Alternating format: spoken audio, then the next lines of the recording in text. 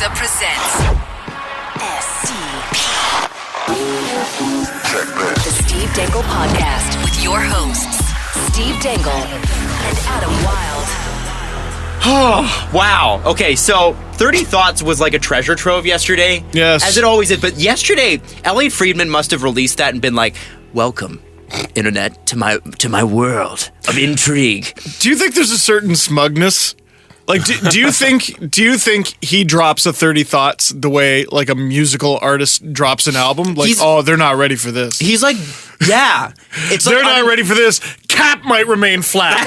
Whoa! Whoa! He drops that info like Beyonce. Drops guess Lemonade. What? Twins. Yeah, guess what? Surprise album. Kadri's not going to win Selkie. Boom! Friedman. It's true. Lonely Island. I don't see if it was anybody other than Elliot writing that. Any other human being in the world, I'd be like, maybe a little bit of smugness. With Elliot, though, having met him, there's not a smug bone in that man's body. No, but he's got a little bit of a swagger to him. Well, he should, but I don't think that... He's got the... Elliot Friedman has perfected the Ryan Gosling Mona Lisa smile. Like just that There's a twinkle in his eye. There's a little twinkle in his eye, and most people hold their mic right in front of them at their chest. Friedman is elbow out. Is elbow out to the side because he's got his own little Friedman swag. Do you think he knows ever in his life he's ever been told he has swag? I'm telling him right now. You might be the first person. He's got the Fried swag. No one on the corner has swagger like Elliot Friedman. No one on the corner of the desk. Because he always sits on the corner of the desk. No, it's all gone. Come on. Now we're associated with him, so now he has negative swag. Thanks, Adam. He's going to start holding his mic in front of him. By the way, if you want to do something hilarious right now, pause the podcast and go look up the fedora guy, the fedora kid who gets mad at people who don't like fedoras. Oh my god! It's the best 2-minute video of your life, and Jesse and Steve are laughing because it's actually funny. This is a video recommendation. That's the kid I was talking about last podcast, by the way. Like that, you need to just needs a hug. Swag is for boys, and fedoras are for men. Yeah, just give that guy a hug. Just stop him in the middle of the sentence. If he goes, wait, what are you doing? Just give him a hug. I wondered if you were talking about him. I didn't. Not him specifically, but that same type. But there are millions of him. Millions. There's millions. So let's start with the first fiery piece of information from 30 Thoughts that we want to start with anyway, because it has to do with the Leafs tonight and the starter who will play against them, Mr. Jake Allen, who is officially confirmed as the starter. By the time you listen to this, the game might be over, but whatever. Question, how many saves is he going to make in his shutout? I was going to say all of them. I've never been more sure of anything in my life. Yeah, this is his comeback game. 100%. Well, no. Now, are we applying, Jesse, tell us, are we applying last year's team to this year's team because we just haven't fully adjusted to the fact that the Leafs are pretty damn good? You guys are forgetting about Mr. Austin Matthews, Mr. William Nylander, Mr. Mitch Marner. They're on the team. They're going to stop this shutout. Mr. Connor Brown, Mr. Scientist. This has been the fascinating thing with this young group because there are all kinds of... You see like lightning bolts, little powers of voodoo wizardry and BS that have affected the Leafs for so long. And they're in the background. And they're trying to ruin the Leafs and apply all these silly things that have happened to them before. 4-0 lead? Guess what? 5-4 overtime loss. Line hat trick. All these forces. And it's been amazing watching Matthews and Marner and Nylander combat those forces. And at times stave them off. Yes. But I watched that 5-1 period in Dallas, and I'm like, the Empire strikes back. Right. Hey, we won that game after the first period. You're right. The Leafs won two of three periods. Yes. Who said that? Did someone say that? No. Is that just something you came up with? No, I just said Was there an announcer that said, what? We talked last time about Romanuk and Millen selling that game. That would be the perfect way to sell that game. Even better was Tyler Seguin. I think it was second intermission. He was interviewed by Christine Simpson. And he's like, yeah, well, I think we won the first period and they won the second period, so we got to come out and win the third. I'm like, shut up, Tyler. You won the first period 5-1.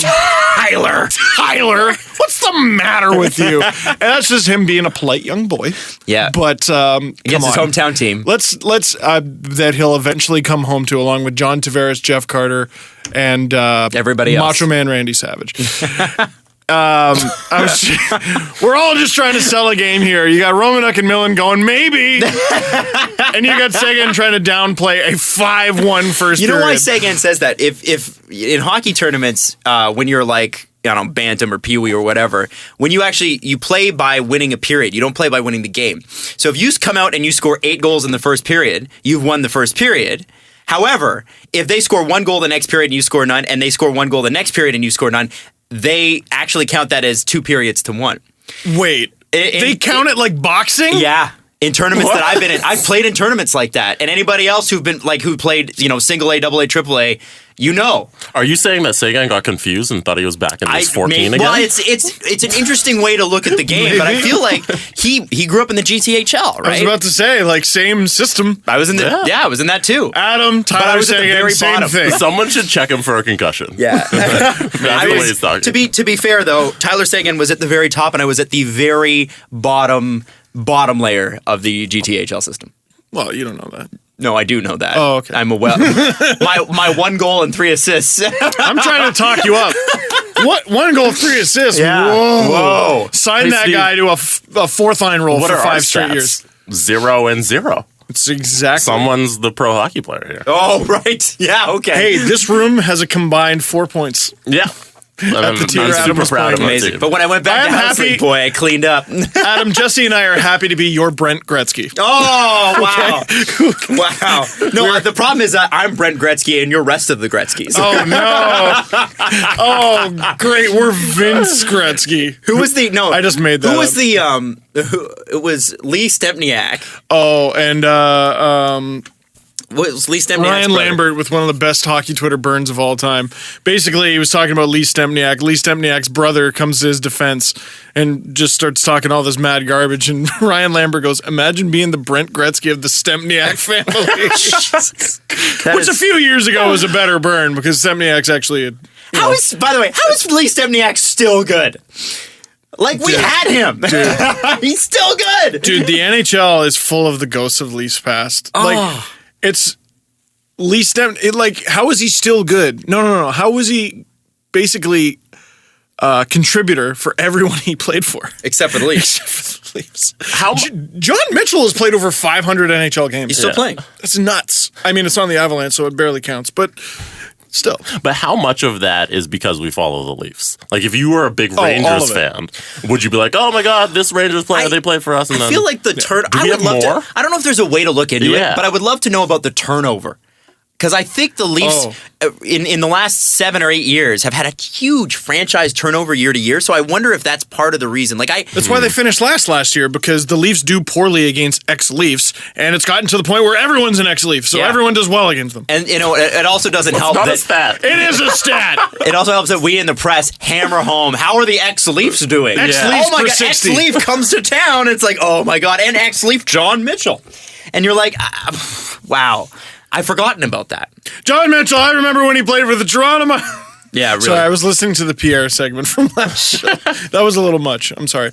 Adam, I think you wanted to talk about Jake Allen. So Jake Allen, Elliot Friedman brings up a really interesting point. So if you remember a few weeks ago, Jake Allen took a week and a half off. I think it worked out to be like 3 games or something like that. It wasn't long. It wasn't long. And just to get his head right, they said, Doug Armstrong said, listen, we sent him home just for a mental break because he's struggling right now. So we sent him home to kind of let him reset. And he comes back, and obviously, we know what happened. We talked about it on the show yesterday. Didn't end well. But before the game, even yesterday, we had Elliot Friedman dropping this. The game was 2 nights ago now. Which one? The game would have been yesterday. So it's 2 nights ago.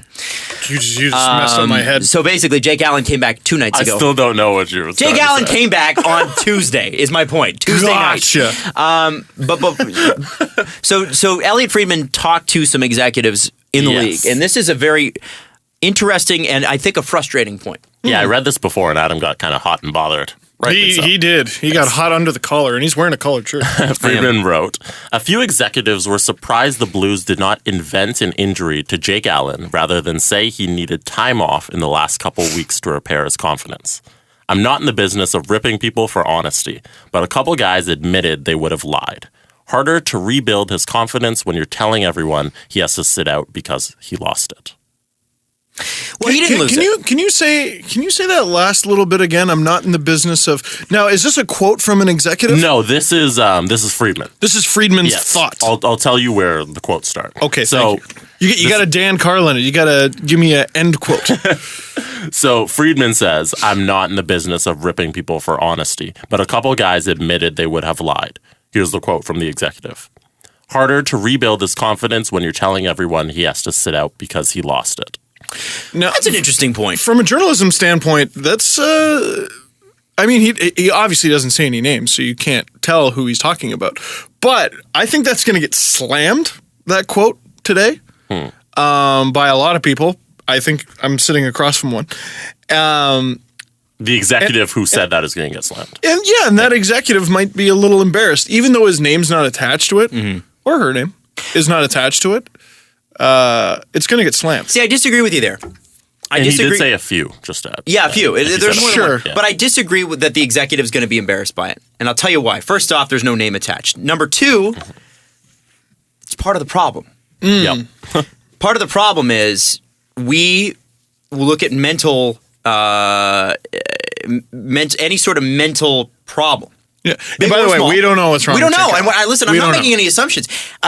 Lack of confidence does not necessarily mean anything other than lack of confidence. But all the same, if Jake Allen had a wrist injury, which is actually not great for goalies, and they'd Or said anybody, that, people would be yeah. like, well, he had a wrist injury. He'll come back from that. And the thing is, we're at a point where we can rehab confidence, we can rehab depression, we can rehab anxiety. I'm not saying we can cure it, but we can rehab it. And Treat it. Yeah. Exactly. And the reason I use rehab is because you rehab rest. I was I trying to got be. Treat a wrist. And I'm not going to get all yelly and screamy as I did when you read me the quote originally. But I think, did we not just have Bell Let's Talk Day? We did. I applaud Doug Armstrong for saying that. And I applaud Jake Allen for coming back and having a tough game and staying in it anyway. And, for me, I think that we need to show people that it's okay to be not okay. And part of that is saying, professional athlete, not okay, so we let him stay at home so he can have a few days rest, a few days away from the grind, and the NHL schedule is a grind. It's a grind.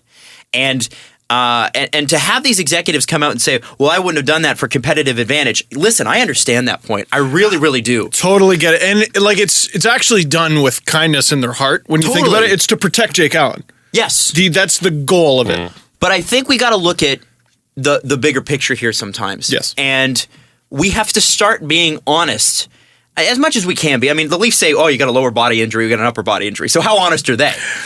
But everyone does it. I think it's important that we show that these athletes that we look up to, these athletes that we see in peak physical condition, that are at the top of the world, the top of their game, sometimes have momentary or month-long or season-long bad stretches. And this is why no one goes and gets help.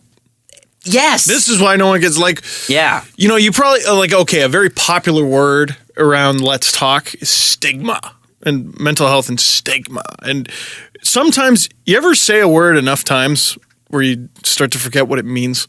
Yeah, I'm hearing a lot of hypocrisy. I've been called a hypocrite so many times by people on Twitter recently. People just love that word recently. You were describing the context and I'm like, that's okay, you might be something, but you're not that. Yeah. Sometimes I'm just wrong. Stigma. But that is stigma though.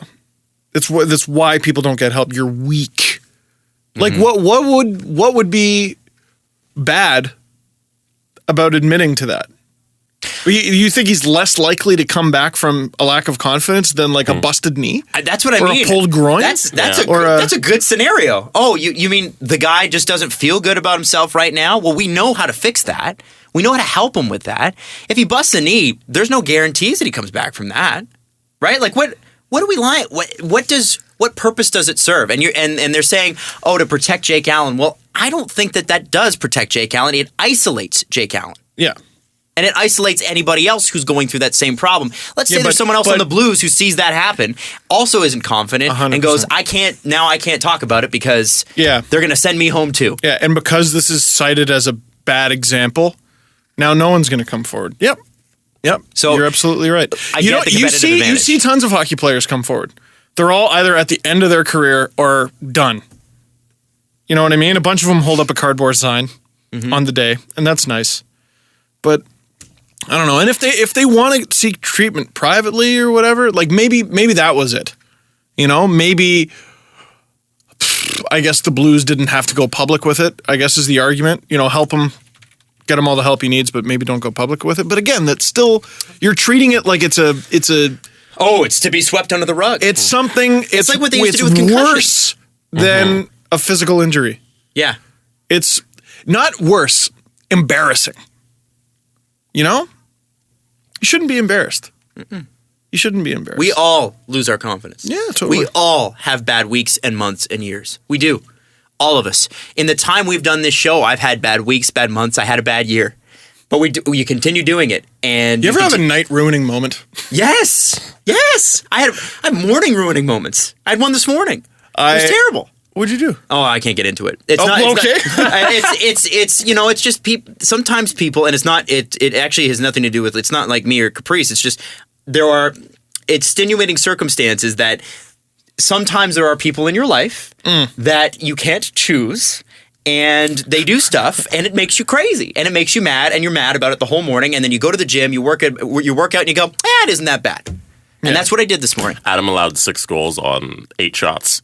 That's what happened. Oh, wow. Yeah. You know how many times... I played NHL 17 on hard. I'm in the playoffs right now on my Be a Pro mode. Do you know how many times... I'm in the playoffs. Do you know... Be a Pro, and I'm stressing out so hard. Man, I am. If I let down my teammates. It's not... Man, I handle my business. Are you getting the top an A, a goal B, or scorer. a C from your coach in between periods? I better be getting a B at least. But you know how many times I've been playing that game, the other team has scored and I've gone, Freddie!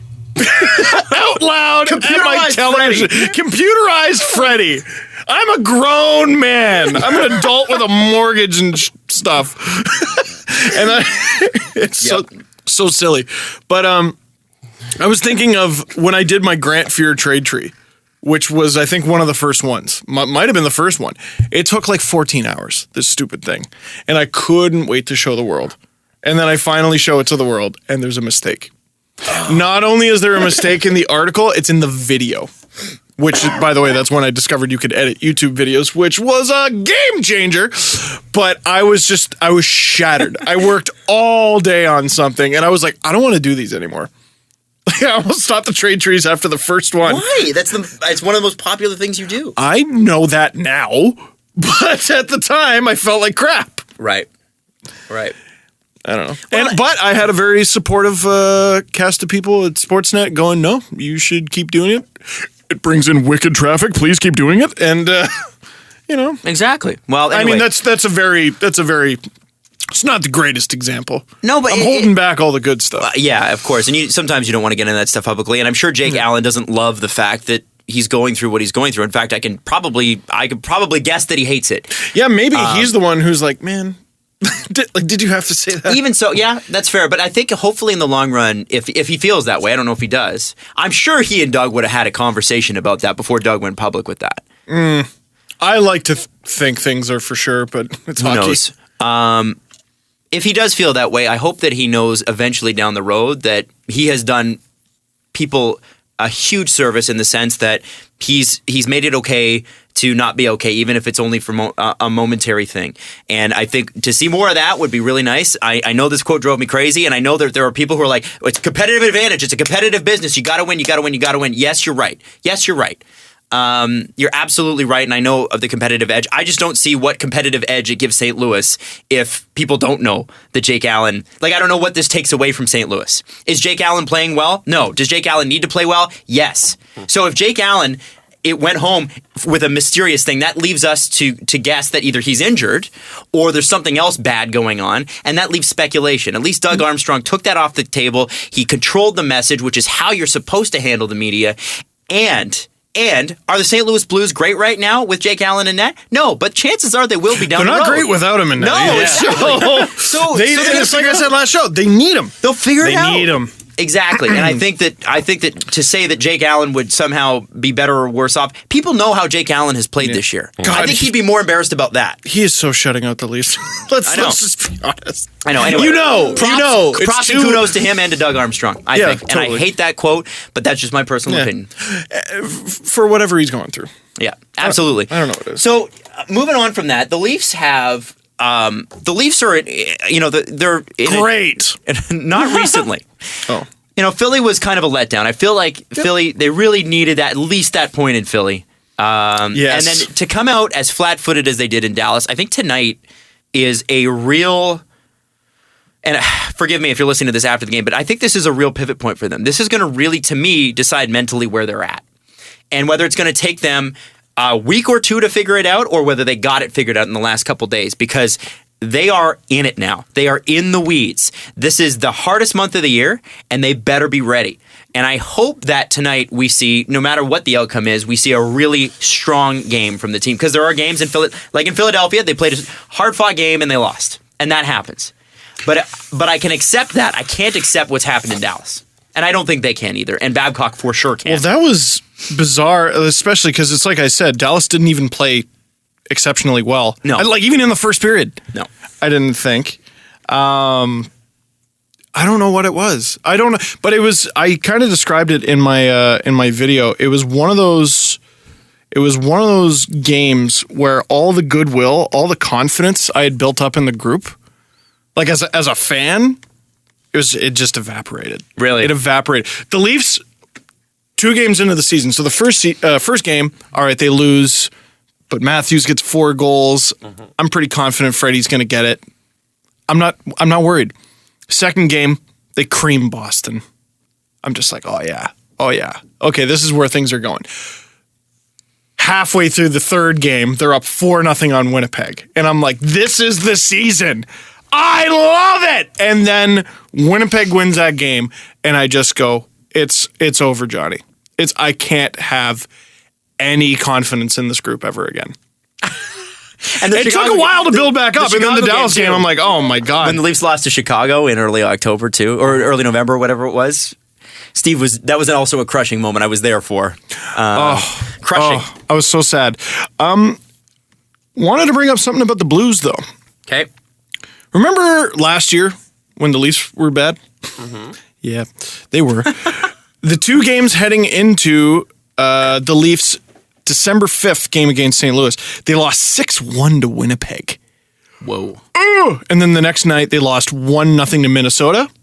Mm-hmm. Big bounce back game, Hockey Night in Canada in St. Louis. Toronto wins 4-1. I do remember that correctly. That's why I was like, Jesse, I need the computer. I need to validate myself. And I think that's when Kadri versus Backes first started. Kabakis. It's Kabakis too. It's no Hellebuck, but I'll take it. It's no Hellebucks. There's something that works about it though, I feel. Cactus? Cactus. It'd be cactus. I like Kabakis. What a save by Kabakis. Kabakis sounds like one of the monsters from Power Rangers. Yeah. It's the Kabakis. Anyway. Sparks won that game. Oh, wow. Oh, damn. Throwback. Miss him. Hey, by the way, have you been paying attention to his numbers on the Marlies? No. Buddy, if the Leafs need a goalie, it's going to be real interesting to see who they call up. Because if you're just going by American Hockey League stats, you delete Bebo's phone number. It is rude, but that's the case. And you call up Sparks. But, I mean, again, Bebo played 2 games and he looked good in those games. All right, here are the stats over the season. For Sparks? For Antoine Bibeau, it's getting worse. In 21 games, 8 wins, 10 losses, 1 shootout loss. Ooh. 3 shutouts. What? Random. I know. He has 8 wins and 3 shutouts. Dude, welcome to Antoine Bibeau. And a 900 save percentage. 900. Better than Jake Allen. Garrett Sparks in 14 games, so 7 fewer games. Oh, how dare you, Jesse. How dare you. I tried to get through that. In 14 games, Sparks, 9 wins, 5 losses, 3 shutouts, same amount of shutouts, and a .930 save percentage. He's not just the best goalie the Marlies have. He's like the only decent one. If you look at the numbers of all of his peers, by the way, Enroth killing it. Just to say 5-0-0 in San Diego. Went to San Diego. Yeah, and some people were like, "Oh man, look at this!" I'm like, "It's American Hockey League." Yeah. The Leafs sent Jonas Gustafsson down to the minors. A couple years into his NHL career. Go look at that. Yep. Go look at that. Exactly. So when we come back, we got to talk about Kadri. On this very radio station, and actually on this podcast, which started a little bit earlier, Steve Dangle mentioned, and it came out of a game that Jesse, Steve, and I were watching. Steve said, Kadri's going to win the Selke. And then he went on, I believe it was Hockey Central, and said, I want to win the Selke. And so it's become a thing. And actually, it was one of our fans of the show went to the game and had the Kadri for Selke in Dallas. Had the Kadri, and they actually put it on Sportsnet, which I thought was super cool. This is how crazy this podcast is. Someone made that sign, brought it to the game, and then a different listener who didn't know that person was going to the game was sitting a little away from them in the section, took a picture, and goes, "Look what I found." Amazing. And then actually we had another Texas! one. We had another one, Lacey from Dallas, who had a free Corrado. That's right. Yeah, I didn't see that till this morning. Yeah. So when we come back, Elliot Friedman from 30 Thoughts. This is literally the 30 Thoughts podcast because he dropped so much fire yesterday. Yeah, it was a hell of a Fried style. Wow. Come on. He said, oh my God. I'm trying to go to break here. Why Kadri will not win the Selke. Yes. What? And Jesse's going to read that out when we come back. And I also have a crazy stat about the Avalanche. Crazy. So, Nazem Kadri. What are you laughing at, Jesse? We were coming back from break. We were professionals. Yesterday, I caught primetime for some reason, and Elliot was Elliot Friedman. Oh, Fried style. Fried style. Little fried chicken. Oh no! I'm sorry. He was on with Bob McCowan and Jamie. That was cold, Adam. You should put that in the refrigerator. I'm gonna be the best dad one day. The best dad. You know what? I would have hated myself 10 years ago for these jokes, but it just happens. It just happens to you, man. Like I don't know. I think it's just like. Isn't it so Phrygian? Oh my God. You're right. Oh man, these guys are gonna kick me out of the studio. I'm gonna have to go outside. I don't want to do that because it's very frigid. That was too much lead. Wow, Too much lead. You had to walk a mile to get there, just around a couple. Whatever, Jesse. It's a frige country. I felt like I walked through a corn maze to get to that joke, man. Like holy smokes! All right, Jesse. Let's talk about Elliot Friedman. You were talking about him being on Primetime Sports with Bob McCown. Oh, I'm crying. This is so stupid. So they brought him on as a guest, and he said when he got on, he's like, I was watching you guys on TV before you actually turned on your mics, and while the intro music was playing. He's like, I want to know what you were talking about there, because most of the time, what you're talking about before the actual show is more interesting than the actual show. And then what just happened there was that instance right there. Yeah. But we can't repeat it. And they wouldn't say what they were talking about. Like, we couldn't do that. So we put on a show for just the three of us, and trust us, it was great. Yeah. It was highly entertaining. Jesse was laughing out loud, which you have to work hard to get Jesse to laugh. It's true. Hard. To get him to LOL. Yeah. So let's actually talk about Kadri and why in Elliot Friedman's 30 Thoughts, he's not going to win the Selke. Yes. So can you read the passage out? I will. First of all, he is barred from this podcast now. I bet that hurts his feelings. As momentum grows in everyone's favorite city of Toronto to build up Kadri's case for the Selke Trophy, the question must be asked, can someone win that award without killing penalties? Kadri averages 3 seconds of shorthanded time per game, the lowest average for any winner since Time on Ice recording began in 97-98 is 44 seconds by Datsuk during his third and final victory in 09-10. Yes. So, yeah, 09-10, 44 seconds. No one else below Taves' 125 in 12-13 No one else is below Taves' 125. Brian Kessler had the highest total in the last 10 seasons at 233. So That's a lot, yeah. Yeah, that is. That's an interesting point. I think that's a really interesting point, and I think... And to that I say, Kadri for Selke. No, I mean, whatever. Whatever, I get it. It'd still be cool. As I said last episode, wouldn't it be great if the Leafs basically won Rookie of the Month for the rest of the season and we still wouldn't get a Calder? who would it go to? Probably Werenski or Laine. Because I have this fear that the vote is going to be split between Marner and Matthews, and it's going to go to one of the other two. You know what? Let them have that little chip on their shoulder. Because the thing about winning awards is often you get a bonus for those awards. A bonus? A bonus. And that counts against the cap. Right. So are you Brandon Pridiming me right now?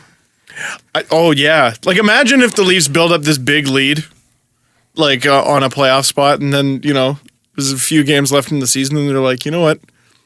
Marner's got an injury. They would never do that. Well, but they might do they've that. done a lot of stuff, but we would have said, no, they'll never do that. Yeah. So, anyway. I think we finally found one that they wouldn't do, though. Yeah, that's an interesting... We're sending him to the Knights. With Kadri... Do you still believe it? Can he win the Selke?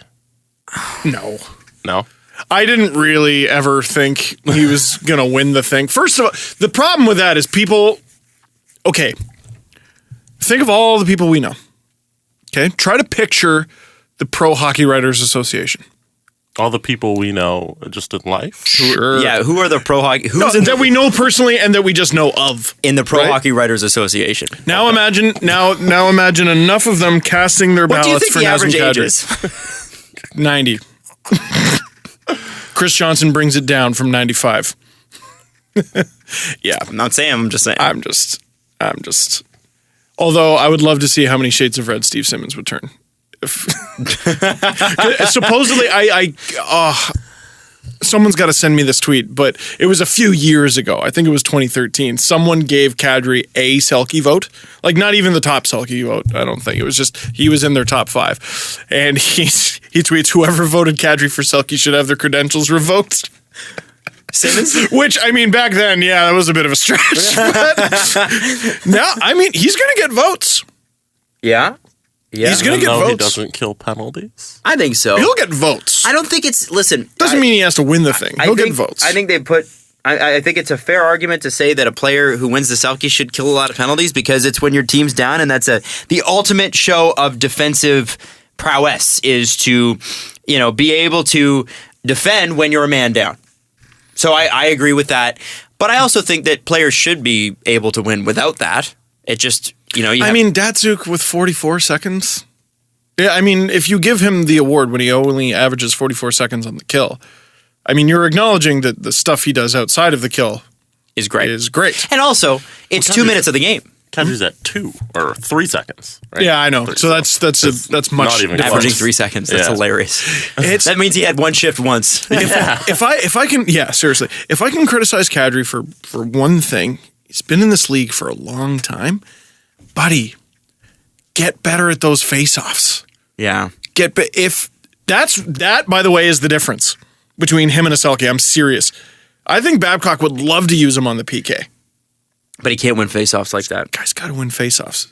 They have a problem with that on the team. Like, Matthews has been better, but it's going to take him a while. Yeah, rookies notoriously suck at faceoffs. I don't know what that is. I think it's just the fact that NHL is just a different level. Crosby was bad. He was bad. And But then he's he good worked at it like a maniac, and now he's good, yeah. Bozak's good at it. Bozak's good at it. Man, you can make a career off of being good at faceoffs. Guys have done it. Yeah, absolutely. And that's the thing. I wonder. You. Babcock has said it, and I've seen him say it. He said it's one thing that is a teachable skill. See, there is absolutely no excuse not to be good at them. There isn't, and he's right. If you can learn that, then spend more time on it than everybody else. Yeah. I wonder when they spend time on it, because I've been to morning skates and stuff, and morning skates are kind of a joke anyway, but I've seen them work on face-offs. They do like 10, and then they're done. You didn't learn anything. You're not warmed up. That's what you do on a day off when you don't have to skate, but you go to the rink and you skate anyway because And you just work on faceoffs. You don't have to bag skate yourself, but you go and do that. I don't And you know. do I it all think summer. That might be, yes, I think that's a summer thing. Anyway, I hope he There does. are a lot of skills where I think, yeah, Jesse found it. Whomever voted for Nazem Kadri for the Selke should have his voting privileges confiscated. Jeez. He finished in 38th place in 2013 in Selke voting All right. with 1 vote. And this is what I'm talking about with Kadri, by the way. Like, he will receive votes. I was doing a little bit of research for a future trade treat that I considered doing this week, but I ended up not doing it. You know who's gotten Selke votes? He hasn't ever come close to winning, but you know who got Selke votes in at least 5 or 6 different seasons? Who? Alex Steen. I can see that. Exactly. Should he have won? No. But he deserves to be acknowledged. Yeah, you go, yeah, okay, I see that. Totally see that. I see that. I get it. That's what I'm talking about. Like, if Kadri gets a couple votes. And who's to say? Like, a couple 4th or 5th place votes. Good. Good. And that There doesn't you mean go. that it doesn't preclude him from winning it at some point in the future. There you go. It's just right now, maybe not the season. He is like a 53% in the faceoff dot away from seriously being in the Yeah, conversation. because I think then Babcock uses him on the PK because he's Yeah. such a great skater, right? Well, he's- Like, why wouldn't you want him? he's a great player. I give him the tough assignments, put him on the other team's best players because, you know, we got a good player. You know, the other team's got good players, so we match them with our good players and try to beat them with depth. We're going to leave the Leafs for just a second. Jarome Iginla. What? We're going to come back to it because there's a flap cap situation that came up in 30 Thoughts, but I want to get away from the Leafs for everybody else. I want to talk about the Avs. First off, I have the craziest stat about the Avs, and it comes from one of our listeners. Oh, I mean, which one? Which one? There's so many. Usman tweeted me.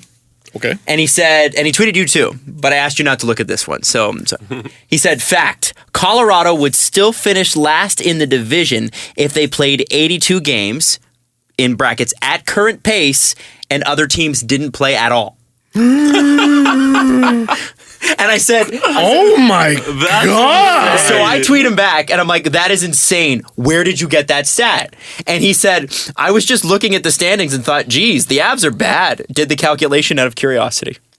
Jesse, can you look up their first month and a bit, their first 18 games? Because I think I remember hearing they started the season 9-9, which is super messed up because they're currently sitting on 13 wins, which means since the 18th game of the season, they have 4 wins. If that's the case. And I think one of them came against the Leafs in that game where they literally kicked the Avalanche's teeth in from start to finish and lost because Varlamov stole it. This is the one I tweeted today. The Detroit Red Wings right now are tied with Buffalo, but we'll just say Detroit. Detroit is sitting 3rd last in the entire NHL. They're a couple wins away from being well out of 3rd last, but the Detroit Red Wings are currently 3rd last with 49 points. The Arizona Coyotes are 11 points behind the Red Wings in 2nd last. The Colorado Avalanche are 10 points behind them. Whoa. Wow. Which, by my math, that means the Avalanche are 21 points out of 3rd last. Wow. Woo! They're getting the top 5 pick. Oh, yeah. Guaranteed. Yeah. Shut the doors. They started for 8 sure. and 9, if I counted correctly. 8 and 9, okay. I mean, still, 5 wins. Nolan Patrick's going to look awful good in that Avs jersey. Or someone who's the top 5 pick. Someone who's... That is... What's wrong?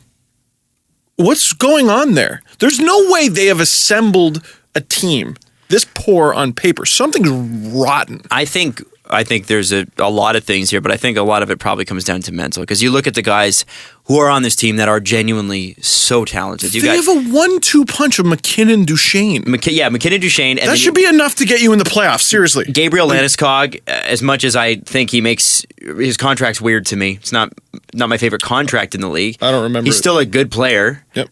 Tyson Barrie is a good defenseman. Yep. Who hasn't been this year, though. Who hasn't been. Like, so many good players who I haven't think been. it's part of it is I think it was Patrick Waugh's squad, and it was the way Patrick Waugh and Joe Sakic set it up, and then poor Bednar's in there going, okay, but this is the way I coach, and this is The the other team. interesting thing there is Waugh quit. Well, that's my point, and I think that's when the poison really started. You start a season with your coach stepping away from the team, and I'm not saying Waugh was right. He might have been, and I have a feeling that Patrick Waugh is an opinionated man, and his opinion differed, and he said, well, I will resign, and they said, okay. and that's what happened, and I think, but when that's out of the player's hands. It's not their fault. But when that happens, does that not shake your team a little bit? I think so. You ever meet someone who acts tough or has like a rough exterior and you're just like, shut up, get out of my face. Like you just know that person is nowhere near As tough as that they think. actual type of person, like if push came to shove. Yeah. I stood near Patrick Waugh once and he basically just marched out of a scrum. And in that moment, I was like, if he wanted to punch me, he would just do it. Patrick Waugh is fiery. His son learned well. Oh, dear. I actually interviewed his son. Who is What? Oh, you mean he taught him how to sing? Yes. Oh, Interviewed I his just wanted son. to clarify what you were implying. that's- Jessica. interviewed what his I son said. last week, and it's funny when you watch. You did? Yeah. You know what? That was right after the Pope. You don't remember? Oh, that's right. You know what long segment we could have on the show? Things Adam didn't tell anyone. Well, I just feel like it's out of context, right? Okay, that's what I do on It's a BT. hockey thing. Nothing hockey related is out of context on Fair the show. enough. So he's a very nice young man. Like he's a really nice dude. So when you see that fight that he was in, and you're like, wow, how did this nice music, this blues music, that's really good, come out of and that fight happen? Like, how does it come out of the same person? Did you ask him that? I didn't. I felt like in the interest of decorum, because it wasn't there to talk about hockey. You don't ask. I didn't want to ask. Yeah. Yeah, because I'm sure there would be people that would be like, yeah, you should have asked. But I don't see for that particular audience, most of the people who watch BT are not going to know about that fight. That's a hockey fight. Super weird if you brought it up for no reason. Yeah. So you once beat an opponent mercilessly. Yeah. So I think the this police got Do you feel like you've moved on from that? I know. I just. I have this podcast. Did you ask him That's to what raise a happened. cookie above his head? Oh. Every time I see him on TV, I'm like, shut up, Mark. Shut up. Anyway, yeah. So Point Patrick being- Waugh is a fiery individual. He's Everything you think he is. I forget the character's name, but in Braveheart, when this guy's wounded and they got to cauterize the wound, they got to burn him. Oh, his best friend's dad. He's like, oh, it's just a scrape, and they like pull the arrow out of him, and then they've got to like burn him. Yes. That'll wake you up in the morning, boy. That's Patrick Waugh. I want to go into war with him. On my side, though. Yeah. On my side, though, for sure. So do you think that the players... How do you think the players took that situation? Because it seems like it's created a bad vibe that hasn't escaped. It's very strange because you look at this team, right? Okay, so they got young leadership in Landeskog for sure, and McKinnon and Duchesne. But they're not And old leadership in Iginla. That's the thing. You could go, well, it's a young team, and this firing happened, and then they got very sad, and they didn't have any vets to show them the way, and so they just stayed sad. The Avalanche don't have that. They had new faces come in. They have old faces. Iginla's one of them. Renee Bork is apparently on their team still. Renee Bork's on their team. Renee Bork is no leader, though. No, but like Sorry, even but John no. Mitchell has been around for a long time. He's got to be in his 30s by now. He's 32. He's 32. Well, you've got Tyson Barrie, you've got Eric Johnson, They've been missing Eric Johnson. A lot of Avalanche fans have been tweeting me that. Mikko Rantanen. Francois Beauchemin, Yeah, like 36. which I mean, the problem might be that he's 36, right? But I look at this team on paper and I go, well, they're nothing special. Yeah. But why are they this bad? They're legendarily bad. Maybe someone just has to be bad. No, Not dude. like this, Last though. year's Leafs. If the Colorado Avalanche kept playing and no one else did, they would still be this. They would still be last. Somebody has to be bad, though. What did the Leafs finish with last year? 67 or 68? 67. 67. Yeah. Are you sure? Because it might have been 69. I think it was. 60. Yeah. You know what? It was 69. Yeah. Because the year before They actually finished with 68. Last year's Leafs, when they finished last, were actually an improvement on the year before. So, but That's think hilarious. of how bad the Leafs of the last 2 seasons before this one have been, and the Avalanche are on pace for to lose to those teams by 15 points. But not to Buffalo in 2015. Yeah, they're about Buffalo in 2015. They're going to finish with the worst record. How many games did they play? Let's figure this out. Well, they're 13, 33, and 2. My God. So whatever that is. So that's Yeah, they've played a total of 48 games. Okay. They have 28 points. Times they are on a 47.8 point pace. Buffalo, the McDavid year Yeah. / Eichel year, had 54. So they are Would that be 3 the worst? wins, No, it wouldn't be the over worst 3 wins, worse than a team that traded down and then traded down and trading down. And from the beginning of the season onward, intentionally, with every fiber of their being, tried to suck. Suck harder than any team had ever sucked. And they are going to accidentally beat them by a wide margin. That's insane. What's going on here? Legitimately, if they fire the coach, what does that fix? Is Joe Sakic a bad general manager? Horrible. Yeah. I think he's the guy that got the. I don't think he got the apprenticeship that he needed. Look at Steve Yzerman. Yep. He got the apprenticeship did. he needed, and I didn't see that with Joe Sakic. And it's interesting. You could argue the same thing with Brendan Shanahan, but Brendan Shanahan worked for the league. Yeah, he put in work. He I did don't think put in Joe work. Sakic did. Yeah, and that's not to say that Joe didn't work hard. I just Yeah. don't know that. I just don't see the apprenticeship there. It's like Joe Nieuwendyk when he was the head of the Dallas Stars. He got it because he was Joe Nieuwendyk. It's like when Wayne Gretzky coached the Coyotes. But Yeah. remember and John how Gilmore was almost the general manager and president of the Leafs for he was almost the coach of I want to say the Marlies. yeah, or they were going to bring him in some. They were going to bring him in, and there were mixed reviews of his junior career, man. It sounds like recently He's built it up, but Yeah. that was a rocky ride at first. for sure. Rumors of him getting in fights with Eric Branson back I when didn't know Branson that. was in junior. Oh yeah. It was bad. You had to learn. That was what Richard Petty said about John Ferguson Jr. If you look at John Ferguson Jr.'s draft record, Pretty good. not bad. Yeah. He was at the helm for the 2006 draft, which Every pick made it to the NHL, basically. all but one. And it was like Leo Komarov, James Reimer, who else? A lot of good players. Well, Yuri Tlusty, who was at least a serviceable player, but they gave up on him. And that wasn't Ferguson, though. That was Brian Burke, Yep. who traded him. Nikolai Kulemin, Reimer, Holzer, who did make the show, Stahlberg, Who's been a pretty good player. Komarov, and the only guy who didn't make it was Tyler Rugsager, who, whatever, doesn't matter. That's pretty good. That is, they made it with 6 of 7 picks. I think, I might Yeah. even be forgetting someone. And anyway, but the problem was he didn't have any picks ever. Yeah, so he couldn't draft. And Richard Petty said, if only John Ferguson Jr. had the apprenticeship. And now, you never know. I still wonder, I go, who is going to be the team that lets John Ferguson Jr. back in as a general manager? The general manager. Because he's been up for a few gigs. He might get it. He's an assistant in Boston, I think. Or something to do in scouting. Yeah, and that's not looking so good right now. Anyway, we have to go to break. Yes. We have to go to the online portion of the show. But when we do get there, yes, not only are the Avs bad, but we haven't got to Iginla yet, and the fact that he has openly requested apparently to was get out of Colorado.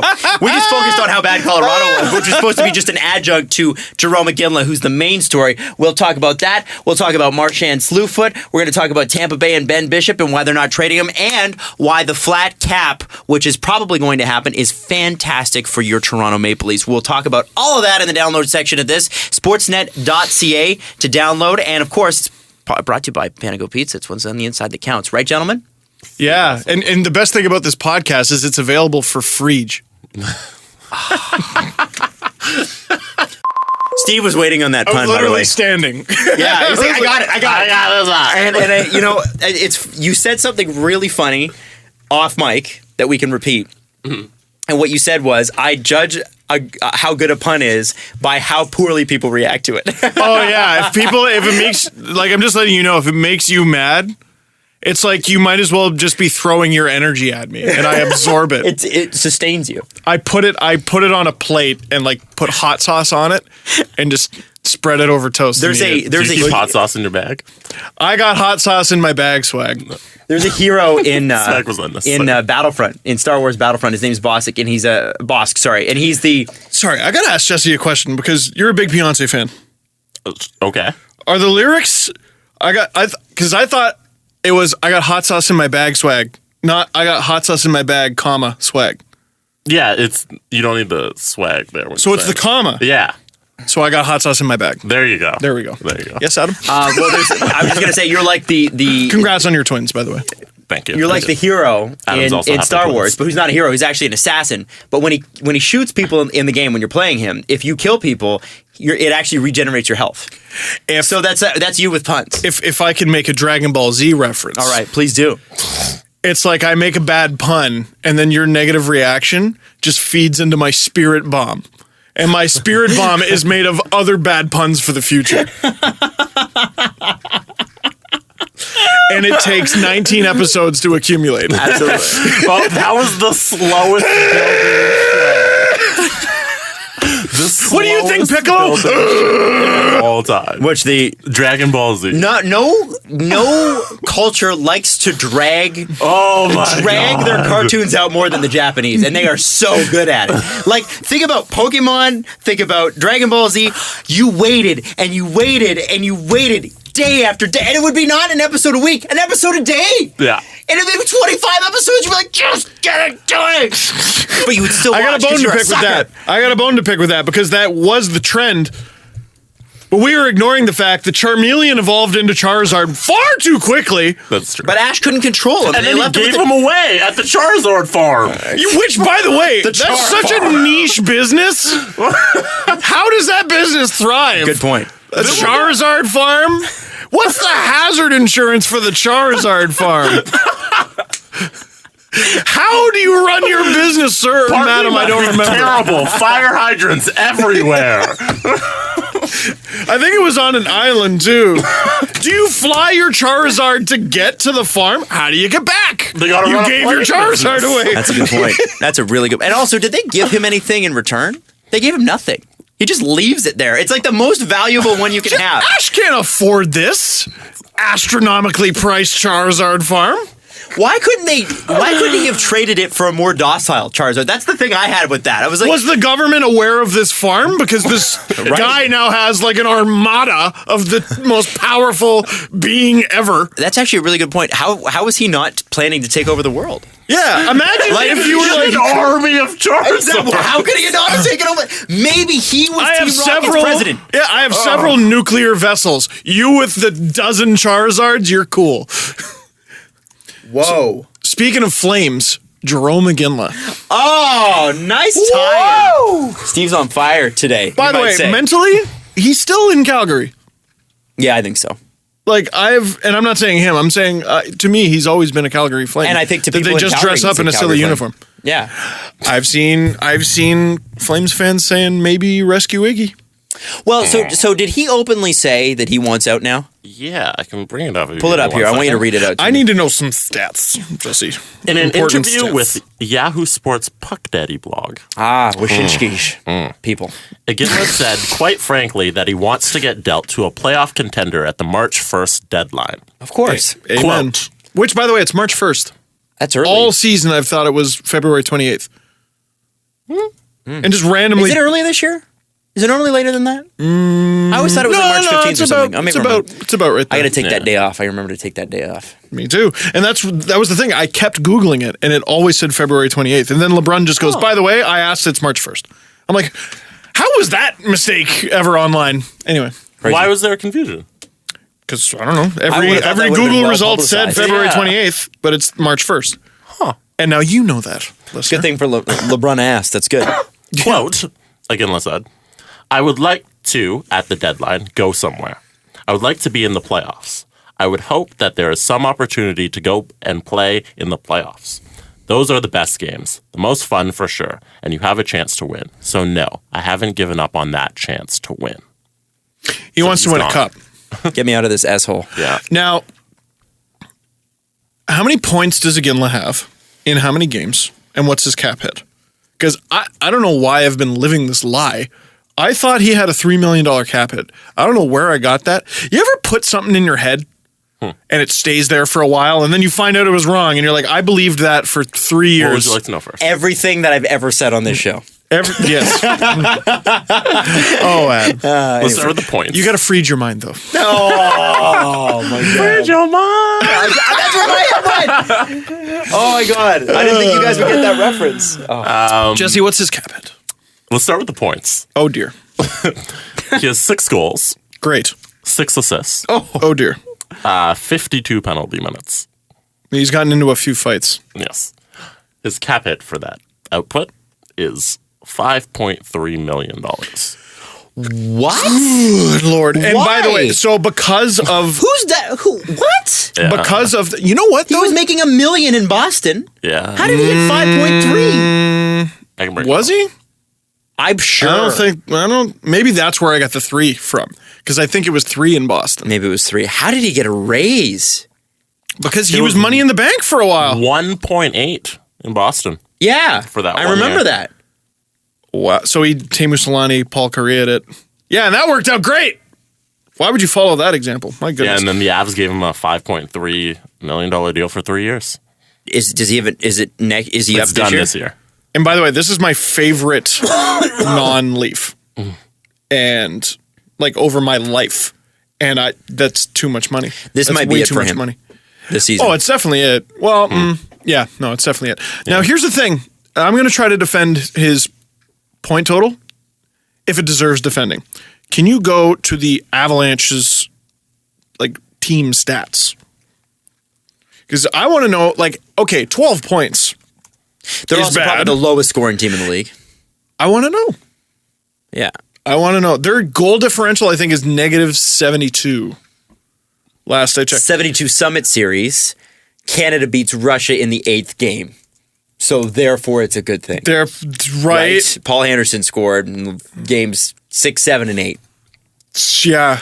So another guy I've interviewed. What would Adam you has like to a know? giant shoehorn in his teeth. I was just right Pierre now. Maguireing it. You got a little. Oh, there it is. Yeah, you didn't say that with enough psychosis. I know. I've calmed down significantly. He sits 7th on the team in goals.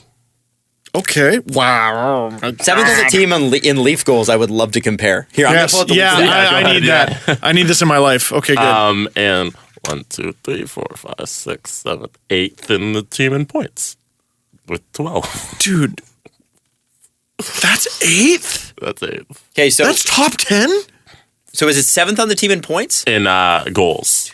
In goals. Yeah. Yeah. Who's 7th on the Leafs in goals? Keeping in mind that the Leafs are an offensive team, so it's a little bit unfair. William but Nylander. how many goals does he 10. have? So, okay, he's got 4 more goals. Yeah.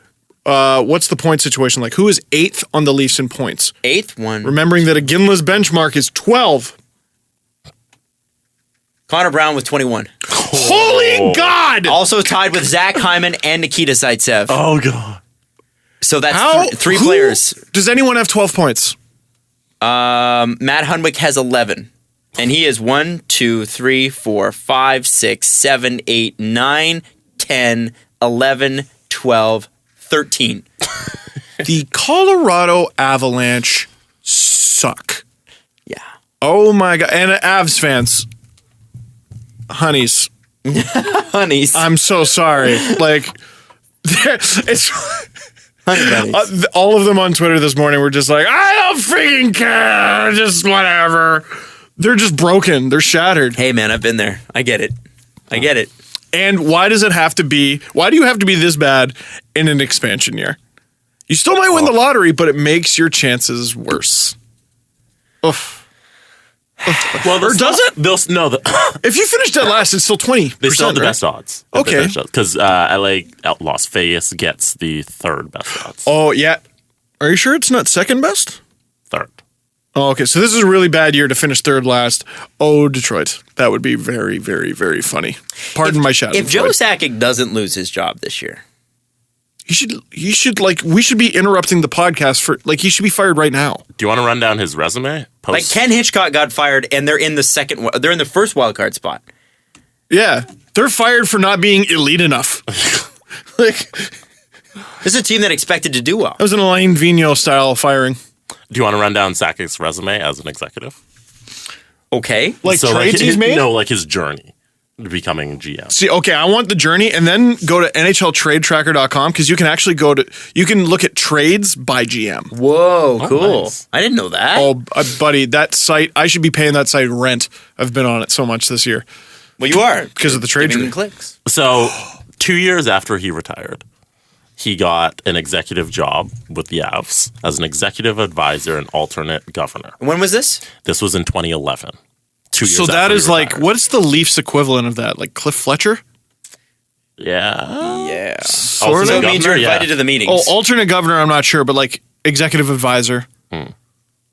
Okay. Yeah, this is 2011, 2 years after he retired. Then 2013, they promote him to executive vice president of hockey operations. So now we're Hold looking on. at. He went from Retired to executive advisor and alternate governor. and then And freaking then- president. 2 No, vice years president. later, executive vice president of hockey operations. So that, if I'm not mistaken, is very similar to the title Dave Poulin had with the Okay. Leafs. So he's already there. Oh, boy. And then after that, during Patrick Waugh's time as head coach, they shared the duties normally held by a general manager. And general manager Greg Sherman remained in the position, but Patrick Waugh and Sakic would hold all personnel decisions. So what does Craig Sherman do? The taxes? He would. Like, what It does says do? he served. Yeah, but the Florida Panthers are far too confusing. Oh, yeah. Guys, So Greg Sherman served as an advisor. why didn't these guys get that much flack? Greg Sherman's What job the is to hell's go, going on? Hi, Matt Duchesne. Do you still want the same number this year? Okay, cool. Like what? So Greg Sherman was the general manager, but he Poor Greg acted as an Sherman. advisor to Waugh and Sakic, who held the general manager roles. But he's Together. the general manager. And then the following season, 2014, Sakic was formally named general manager, and Sherman was demoted to assistant general manager. Is he still? Is that where he sits? Which is how it's Wait, he's still there? So let's check if he's still there. I feel bad for the Shermanator. Oh dear. That sucks. It sounds like at the end of the season he might be Shermanated. Oh, But then he'll be free to do whatever he wants. hey, Greg, are you Sherman about this? Hey, Greg, can you do this for me? Sure, man. So it's The best dads. The best. The best. Sherman has been let go. He is no longer there. Oh, He's probably pretty happy about that. Craig Billington is their assistant GM right now. hey. Back up to Patrick Walker. I don't think he's going to be able to make this save. Sakic's current title. Oh God, Steve! It's the coffee, I tell ya. This is number 2 of the day. Wow. Stan Kroenke owns the Colorado Avalanche, isn't he? Isn't he the same guy who owns the? Sorry. I need to. Steve, What's out his? with it. What's his name? Stan Kroenke? Yeah. Wait, Cronky? Yeah. I thought it was Crunky. The first time you said Cronky. Isn't he the same guy who Not owns nearly the as funny. Rams? Now you're swinging at every pitch, man. You need to settle back down. I am and Mark wait- McGuire, like after I've already been caught. Wait for your pitch. Wait for your pitch. The same guy who owns the LA Rams owns the Colorado Avalanche? Gee, and there's dysfunction. Wait, really? Who'd have thunk it? Yeah, please look that up. Stanley Kroenke. Jared Goff. Oh man, that's scary. This is fascinating. First of all, why the hell were Patrick Waugh and Joe Sakic co-GMs with another guy acting as GM? because their names are Patrick Waugh and Joe Sakic. You know what? Colorado Avalanche fans. Although Patrick Waugh, to be fair, did extensive time in the juniors, coaching. Sure. To Yeah. be fair, But Colorado Avalanche fans, I'm sorry, but if this show has been any indication, like this has been a long time coming. It's kind of amazing we haven't dumped on you sooner. considering We did- how we hard felt we bad. were on the Islanders for a long time. Canucks. On the Canucks forever for the show's existence. We've been hard on the Blue Coyotes. Jackets. Yeah. We've been hard on the Coyotes, but we've also, like, In a funny way. you look at how bad the Coyotes are, but, like, I don't think anyone doubts that they have a decent future. No. Lots of young players. Well, guys are hurt. I doubt the future of where they're going to play. Not that they won't play in Arizona. I just don't know what block they're going to play on. But How dare you. But they have got a young group of great players. Totally. So the man who owns the Avalanche also owns the Denver Nuggets, the Colorado Rapids of MLS, the Los Angeles Rams, and he is the largest shareholder in Arsenal. Oh, I was about to say, who's the best team at... Oh, Arsenal. Arsenal is actually the best team. Yeah. At least he got that right.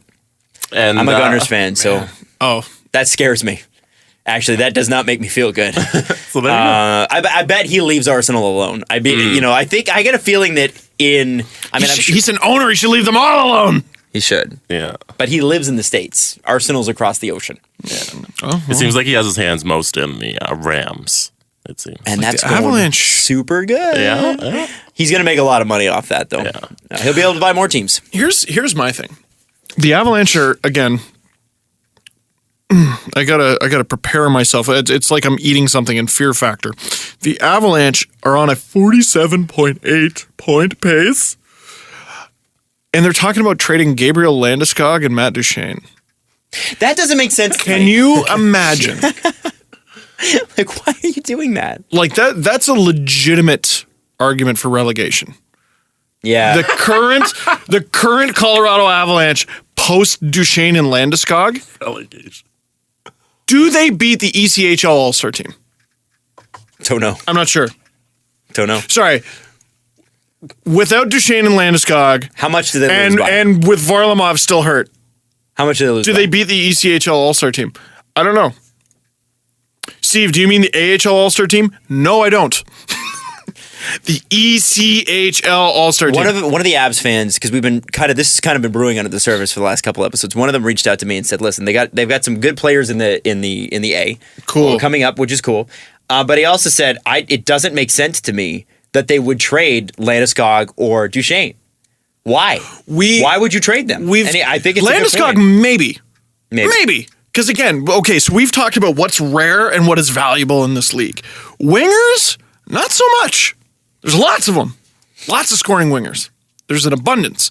I think Gabriel Landeskog is replaceable. I'm not saying that as an insult. But he's the captain. Centers and young defensemen, particularly right-handed ones, but centers and young defensemen. How do you replace those? They're so hard to You replace. have Duchene and you have McKinnon. So your top two, the hardest position besides goaltending to take care of, taken care of. And you've got two elite. I would go as far to say the Avalanche are not all that far away. I think they could make the playoffs next year. They play it right, sure. Next season, if need they to- make the right moves, because those two things are so hard to get. That is one of the best 1-2 punches up the middle in the NHL. How about if this? you figure it out? How about this? Do the Leafs have a better center core, top two centers than the Avs? And I would say no. I say one of their centers is better, but Matthews. I don't know. Matthews on his own is only one player. I think at their best, McKinnon is currently better than Matthews. But Matthews isn't far away from passing Okay, him. fine, but And then you got even- Kadri versus Duchene. That's a bit of a wash. I'm just gonna say even if Matthews is better than both of those players, what about the second guy on the Leafs? That's my point. It'd be like saying the Leafs have a better defense or center core than Pittsburgh. Hey, how are those guys doing, by the way, Jesse? Who's that? I want to know who's leading the Avalanche in points and goals. Should be. We know it's not Joe Colburn. Remember that? McKinnon leads in points. He's got 33, 11, and 22. Okay. And Duchene is second with 29 points, 15 goals, and 14 assists. Okay. Oof. They got one guy cracking 30. The Leafs have like multiple rookies over 30. Yeah. Sorry, who is the leading scorer? McKinnon. Makes sense. Here, Jesse gave it to me. Here, we might as well. It's funny. I've been told how bad Tyson Barrie has been this season. And I'm looking at him and I'm like, wow, 3 goals, 20 assists for 23 points. He's third on their team in scoring. Minus 27! Ah! Yeah, but then again, plus minus sucks. Is anyone a plus? Oh my God. No one on the entire roster is a plus. Well, not when your goal differential's minus 20 or 72. My... Anyway, let's move on. Sorry, this is... No, because... Okay, here's why I'm spending so much time. And yes, it's not the most exciting stuff that we're doing right now. This might be the worst team I've ever seen. This is the worst team. This is the worst team. Think about this, Adam. Mm-hmm. This is the worst team the NHL has ever seen in this podcast's existence. Is that hyperbole? No. No, I think that's statistically fair. Right now, there is no reason to believe this current team is better than the 2015 Buffalo Sabres. I'm out of words. Can you Google some more bad words for me to refer to this team? I need a thesaurus. Can we move on? No. I think we have beat this thing to death. Everyone's beaten this thing. We need to... Except for the Leafs that one time. Wow. That's the best one all show. That's a good... Everyone's beaten. I'm so exhausted. Feel free to applaud, Jesse. I'm so tired. All right. So, Brad Marchand. I lost. Oh. Yeah, just Brad Marchand. I have not seen this play yet. So can you show it to me? Sure. Brad Marchand, people are mad. Oh, I wanted to correct you. Now, because you said we were going to talk about Brad Marchand's slew foot. That's not true. We're talking about Brad Marchand's slew feet. Right. Well, it was funny on Sportsnet today. They had 3 things we learned. Marchand's slew of goals. Oh. And I was like, wow, Sportsnet's been listening. They've been listening. They've been paying attention, which is nice. Sportsnet is also becoming dad. So when Sportsnet tweets, make sure you tweet them, hey, Dad. Thanks, Dad. They won't know why, but we'll know. Kaylee will be there like, what? or Jesse's daddy. D-A-D-I. Poppy. Is it Poppy or Daddy? No, it's Matthew's thing. Yeah. Supposedly people call him Poppy. Oh, do they? All right. I don't know why. So this was the second slew foot. Oh, because there was already another in the same game. Against my Tampa Bay Lightning. In the week before. Oh. So this is Strawman. And Strawman got a penalty. Beautiful. There's Marchand. Stick out that foot. So 0 discipline. And this led to a penalty on Strawman. Because he was late on the play, he comes around and he trips the Bruins forward. And he goes to the box. So Marchand got rewarded for slew-footing Strawman. Yeah. So what do we think about all this, guys? Power play first team. Is Marchand a genius? Or is Marchand piece of crap genius? He's a piece of crap genius. Like, he's Nazem Kadri. I mean, let's just be fair about it all. Except Kadri is regularly targeted by the officials. I was going to say, what is the consequence? How is Brad Marchand not on the officials' hit list? I don't know. He's been suspended 4 times. One of them for slew-footing Derek Brassard in 2015, and he's got 2 prior fines. For slew-footing. Yes. And there are 2 warnings on his file. So I suppose, he did it I guess all the answer series is that, long against the Leafs. I suppose the answer to that is he hasn't learned a damn thing. Yeah, he's learned that he makes a lot of money, and it's worth it. Wow. That's what he's learned. It's a fine. Who cares? Exactly. Who cares? $10,000 when your team wins? Who cares? And he's scoring a lot. They won that game 2-1. That Tampa game. Boy. This was the difference between the Leafs and Bruins, other than the Bruins were good, and the Leafs were constantly bailed out by James Reimer. But if you want to talk about battles that the Bruins won and the Leafs lost, the Bruins were a playoff hardened team, a playoff experienced team that knew what does playoff experience mean? What the hell's the difference?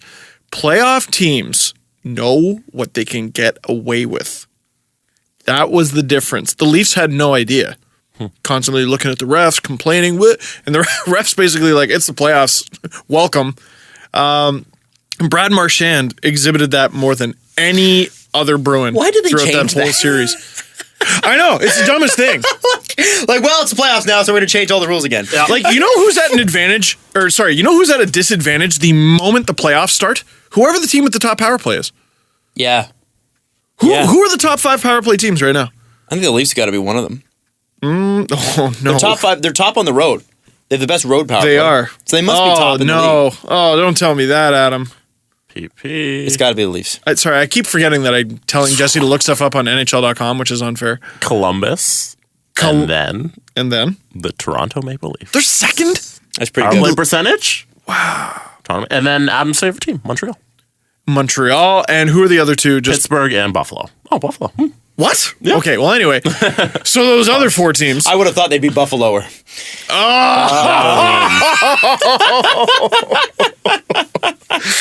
I'm sorry. I'm so sorry. It's amazing we don't know that much about Buffalo. I mean, they're right down the freeway. Oh my God! We're just sweating out the bad jokes today. Oh my God! All right. So Anyway, so the moment the playoffs start, we'll assume the top 4 teams make it. The moment the playoffs begin, Columbus, Pittsburgh, Toronto, Montreal, all at a disadvantage. because there'll be less power plays. Yep. Maybe By not in the half. first round, because By the first half. round is just a very Marianne birthday to you. Just The silly first time. round, man. The first round's the best. It is the most Yeah. fun. Oh, I Yeah. love the first round so much. Best round. If they could just do the first round 4 times and not award the cup to anyone, I'd still be happy. Like I just love it. It's such a war, and it's so. It's literally like. Have you ever been to a demolition derby? Where cars literally drive at each other. Oh, yeah. The demolition derby's most interesting part is literally right as it starts, because all the cars go smack. Half of them stop working, and then someone eventually wins. You're like, I was kind of bored by the end. Or that. I've seen people like, playoffs. the Penguins and Capitals are probably going to play in either the first or second round. Thanks, NHL. I'm like, when they have the fewest injuries and most energy, that's amazing. What's You're wrong going to be with that? watching ice cocaine with sticks. That's going to be amazing. Are you kidding me? It doesn't need to be in the conference final and the final when everyone's skating I'm in on the quicksand. other side. What? They're at a disadvantage. You play the regular season to get a better spot in the playoffs. Are you saying you And then- play to win the game? I am Hello. saying- Hello. You're right. No. Playoffs? We're playoffs? What? I'm just trying to play to win the game. I'm sorry, I'm combining the two. Hello. It's a rowdy. Yeah. You play the regular season to get a better spot in the playoffs, and then let me finish. Yeah, no, that's why I'm putting it in my hand. And then when you get to the playoffs, they're not being rewarded for the regular season. They're saying, hey, here's the best team in the second round. You should be waiting to the third round so you can actually get there, because your opponent should be increasing in difficulty, like a boss in a video game. I 1,000% agree. 1,000% agree with that. I don't understand why it should be best. It should be the way it was, which is best team of the conference plays the team that just squeaked in. And we make it in. It's like layers of a sandwich, right? You just kind of make your way into the middle. But since it's not, the fact that the Caps and the Pens play at all is good enough for me. I just want them to play. I want the Leafs to play Montreal. I want that to happen. And you know what? You're right, Jesse. I 1,000% agree. But since it's not that way, we still get a Caps-Pens series eventually. We already have tons of points decided by a skills competition, like every night in this league. Yeah. Who cares? Whatever's the most fun. There's no karma. Teams win points and playoff positions in the shootout. If you slew foot people, there are no consequences. Do whatever you want. You get another outdoor game. What? We just played one. Taves is definitely better than Thornton and Iginla. Sure. Strangely, I just had this thing. I was like, I want to look up Richard Panik's stats. I don't know why. He has 11 goals. Which I think is where we left him. we he left just him tied his career high. And he has 11 assists. So I just want to say, I told you. Okay, Richard Panik's not having a crazy season. He just had one game where he scored 4 goals or something, right? So based on what you told me earlier, Connor Brown but younger. Well, and I'm not sure if he kills penalties. Or no, sorry, Connor Brown but older. Well, Connor Brown currently has that many points, but Connor Brown is his first year in the NHL. No, this is what I'm trying to say. Oh, yeah. For everyone who was like, okay, believe me, I was bummed too. I was bummed when they got rid of him for what ended up being essentially nothing. But come on. Not that big of a deal. Not that big of a deal. Let's not pick that hill to die on. They're still looking for wingers. Why? They're not satisfied with the ones they have. Who's the one they have on the first line? Was that Was guy. on the first line. Was on the first line. Can I read you a tweet from Jerkshire that kind of plays off what we were just talking about? Brad Yes. Marchand? Because we were talking Oh, I about bet he The loves NHL him. standings. Oh, So somebody said, tweet your unpopular sports opinion. And he said, the NHL has never had more talent or a higher level of play, but it's boring because teams are too equal. When there's too much parity, results are more often determined by luck than skill. That's no way for a sport to be. They're a bunch of communists. wow. Bunch of What do you communists think? spreading points around equally. What is that? What is that garbage? You know what? Yes and no. Yes and no, because I think the NHL's argument to that is, I see where Andrew's coming from for sure. The NHL's argument to that is the longer the team is in it, the better our ratings are. Because that's let's be honest, Yeah. that's what matters, right? Yeah. They want to keep teams in it. That said, what was the most fun thing to follow in sports last season? The Golden State Warriors. 100%.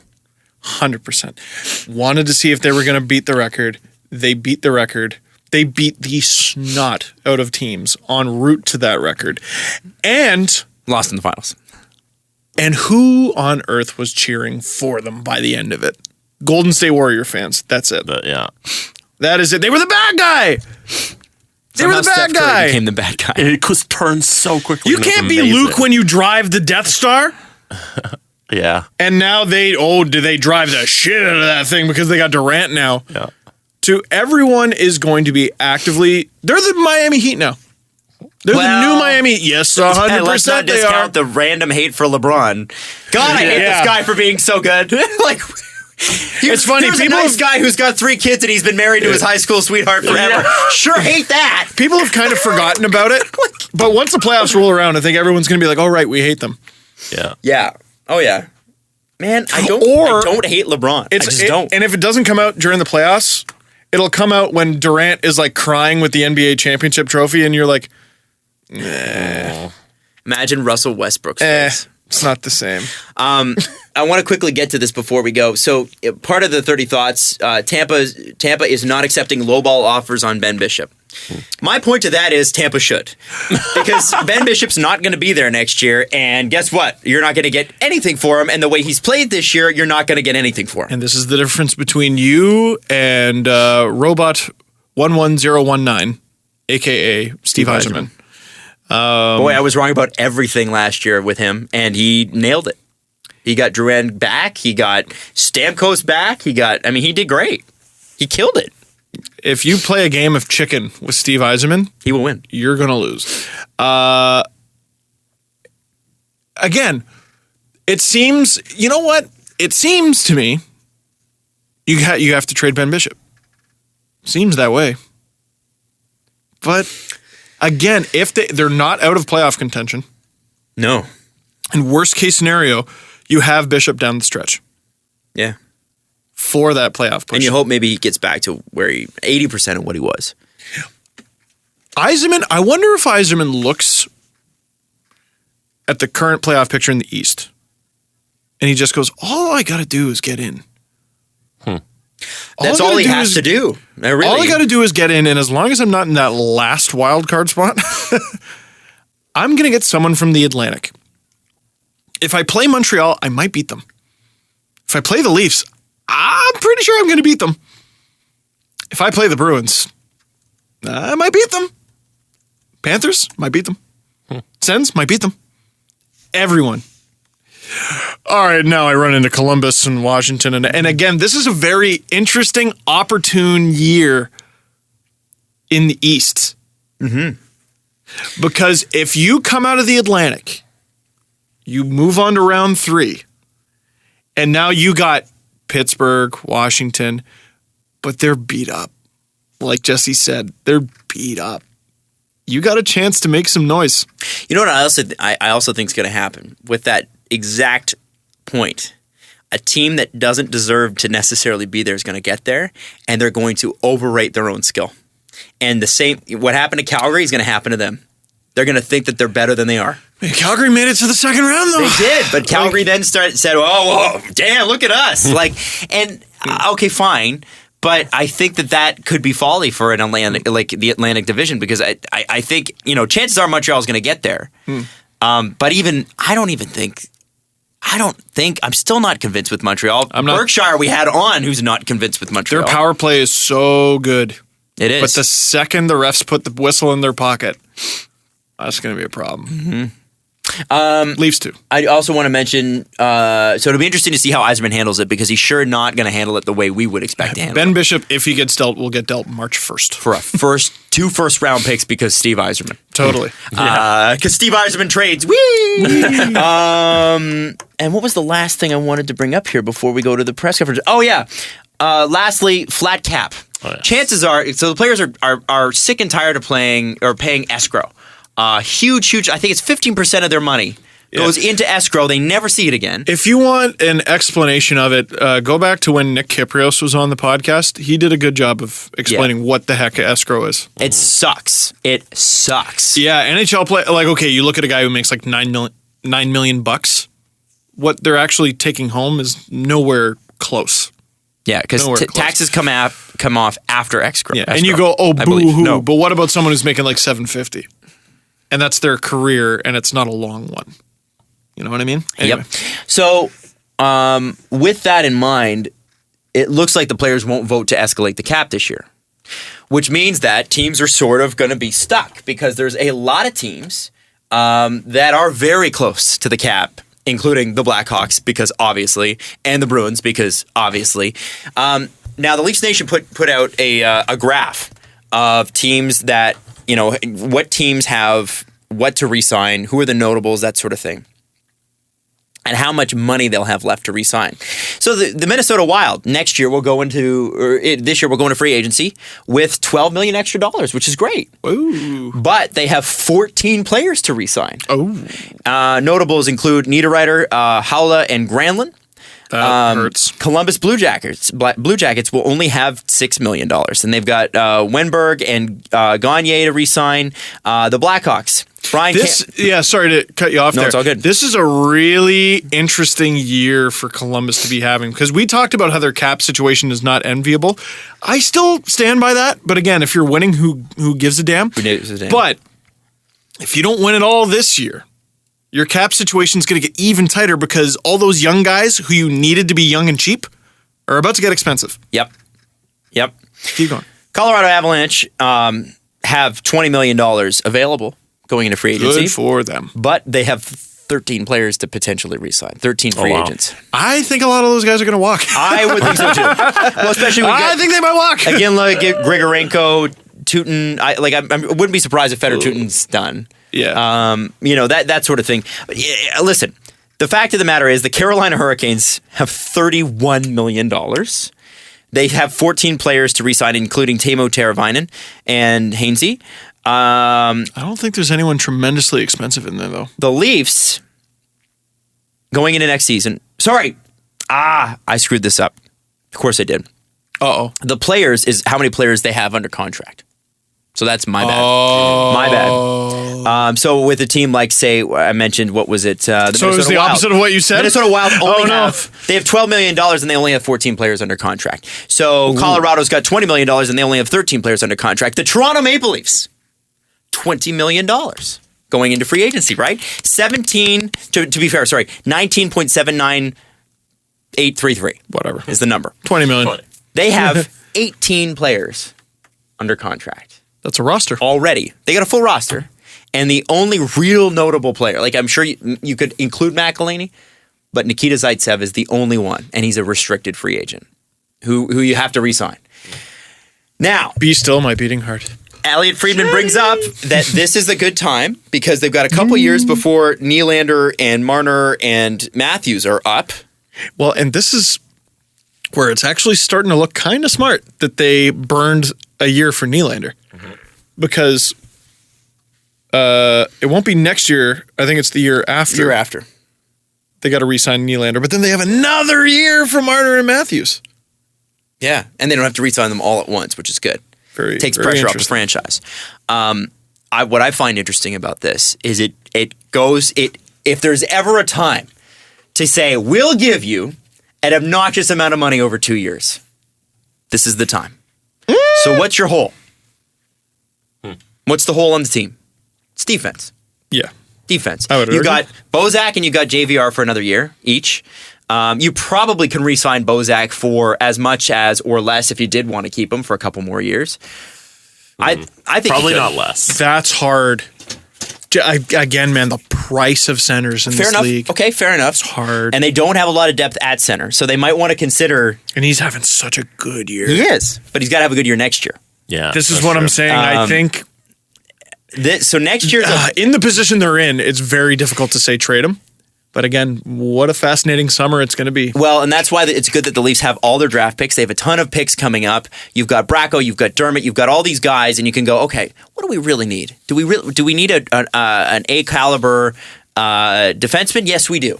Okay, so we'll go out and we'll get that. And that's really all they really need to do, because then you've got a guy like Dermott who's coming up who can replace a Roman Polak. By the way, Roman Polak and Matt Hunwick, who are both free agents, not on the notable re-signee list from LeafsNation.com. The Leafs are still frighteningly thin at center. They are. If someone gets hurt. So one thing they're going to have to do is figure that out depth-wise. I would, if I were them, I mean, obviously, you go for the best player available at the draft a center. And they normally would anyway. I mean, if you look at the last 3 years, that's what they've done. But 2 of those centers are playing wing. So Which that's very common. That happens all the my time. question, though, is do you think at some point one of Marner or Nylander make the switch over if you lose a Bozak?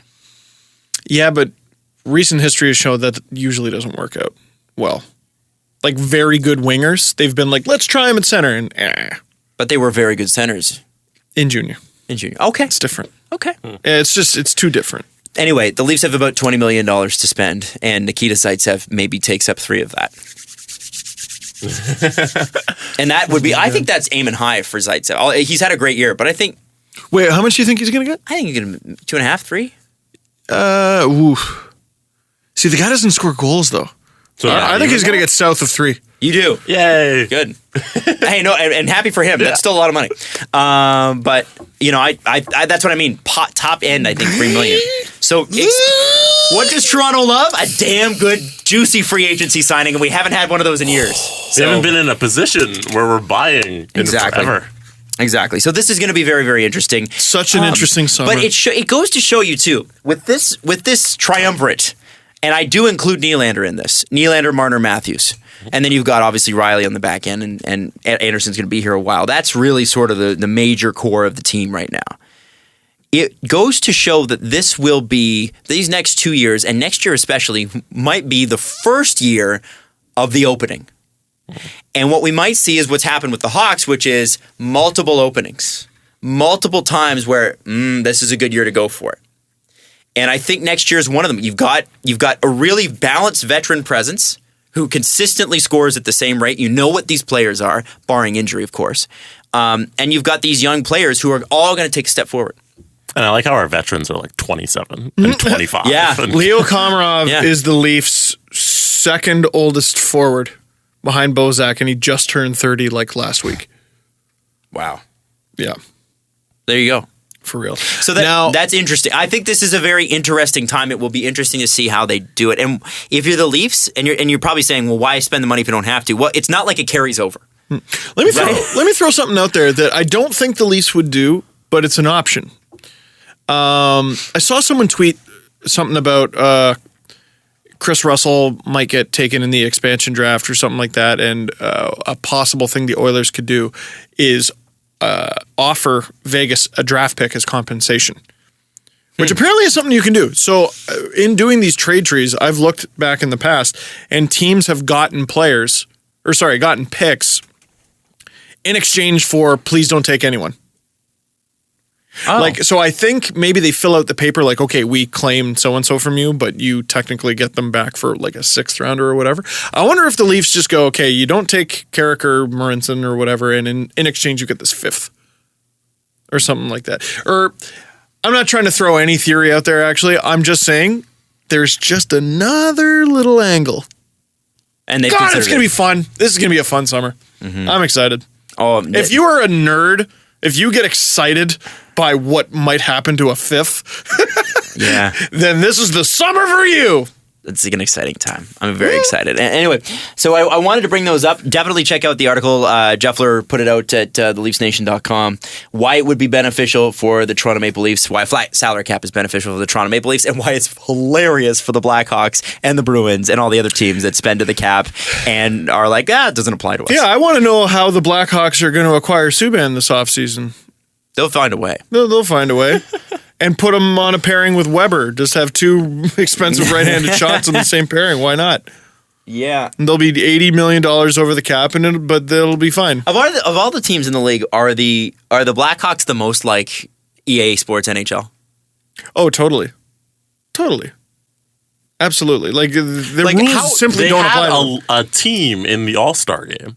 Yeah. It was literally Crawford, Seabrook, Taves, Kane. Yeah. So silly. How do you- Seabrook or Keith? One or the other. It's Keith. How do you have... Keith. They look like How do they pay Artemi Pernard next year? Whee! How do they fit that? They're okay. Everyone else operates on US dollars. The Blackhawks operate on whee! They just rules don't apply. Rules don't apply. Although I wonder, it's obviously not happening now. Mm-hmm. Might not happen next year.